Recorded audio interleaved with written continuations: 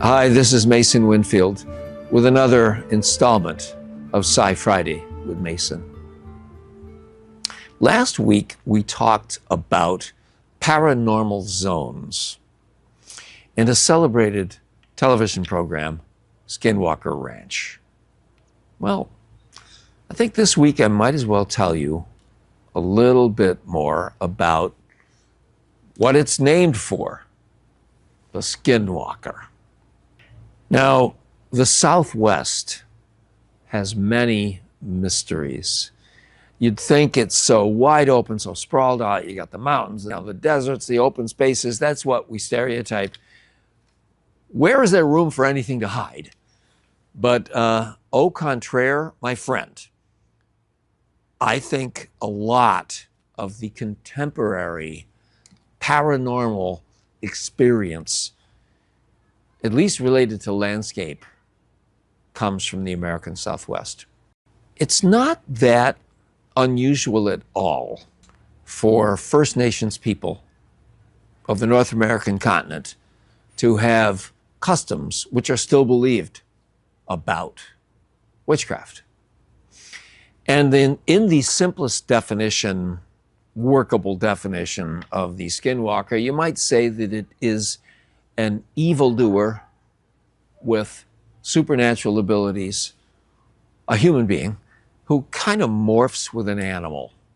And the animals most often associated with the Southwestern Skinwalker are the coyote, the wolf, and the bear. And they can all bite the hell out of you. They're a little, they're animals that can be aggressive.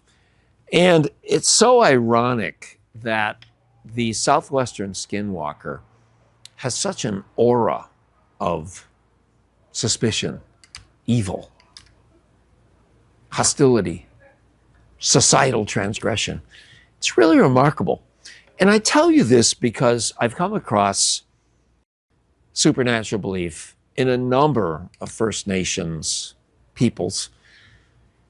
And most of their supernatural beings are not quite so sinister as the Skinwalker.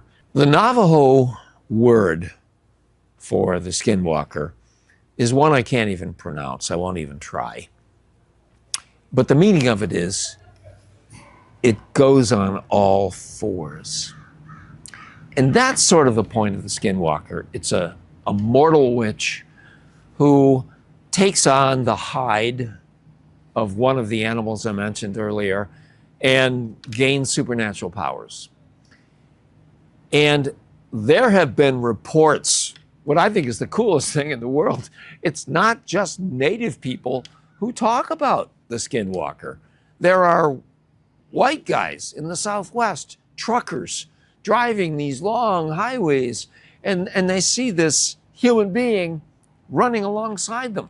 And they got a pelt of some kind of animal. And it's night. And they can see this thing running with them. And it's keeping up with them at 60. They don't leave the thing in the dust until they're going 80, 90 miles an hour down one of the hills. It's not something that should be taken lightly. Now, the Navajo people are very reluctant to talk about their traditions concerning the Skinwalker with outsiders. And there are a couple of logical reasons for that. One is they suspect that maybe, they don't like cultural appropriation. Why am I going to tell these white guys about my ancestors? They've taken everything else. Why am I going to talk about that? Another one might be that they're afraid of the power of magic, of the occult. The more you talk about it, the more you bring it to attention. But the third reason might be they may not be sure if you ask them questions about skinwalkers, how do they know you aren't one? Yeah, you might come after them. The Skinwalker is different from a lot of the customs of the other native nations with which I am familiar. I mean, they call them shapeshifters. The Algonquin folk of the Northeast, the Six Nations folk of New York State. Now that's a big geological area, it's big area. And their customs are not identical, but they're related. But every time you see something that looks like a morph of a human being or an animal, it's not necessarily evil. It can probably fix your wagon for you. You don't want to start a fight with it, but it's not necessarily out on the no good. Because healers, medicine people, great shamans, they can sometimes somehow go into animal form, whether they morph physically or whether they possess a natural animal or whether their astral body goes out, and who knows? Nobody knows. But the reason the Skinwalker of the Southwest is so distinctive is because it's so consistent in the storytelling traditions that it's just out of species. It's half human, half animal, or some percentage thereof. It's out of society. It's not animal, it's not human. And it's uniquely sinister. It eats the dead. It's got a libido. It may chase lady coyotes. It may chase women or men. I don't know. It's just different. And it challenges society. It terrifies people. It gets them uptight.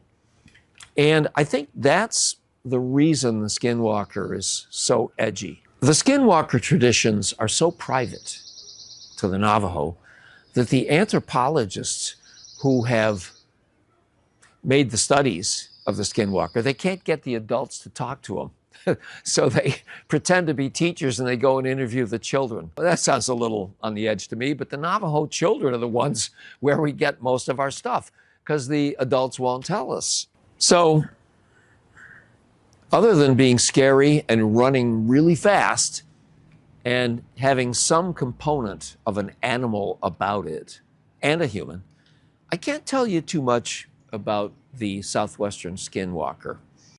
But I don't feel too bad about that because it was the great Seneca scholar, Arthur Parker, who was writing about the supernatural beings of New York State. And he was talking about one of them. Maybe I'll talk about this someday. They call it the legs. It's a unique bogey. But at the end of his write-up on the legs, Arthur Parker said something I found interesting. He goes, well, I can't tell you too much more about this. No one has ever made a complete examination of one. And I had to chuckle. No one, at least no one living thereafter, has made a complete examination of the Skinwalker. As I usually do when I'm trying to figure something out involving the First Nations mysteries, I track down my Native friends. I go, hey, what's going on with this? And I don't lie to them. I tell them either I want to publish this or I will never publish this. I want to talk about it.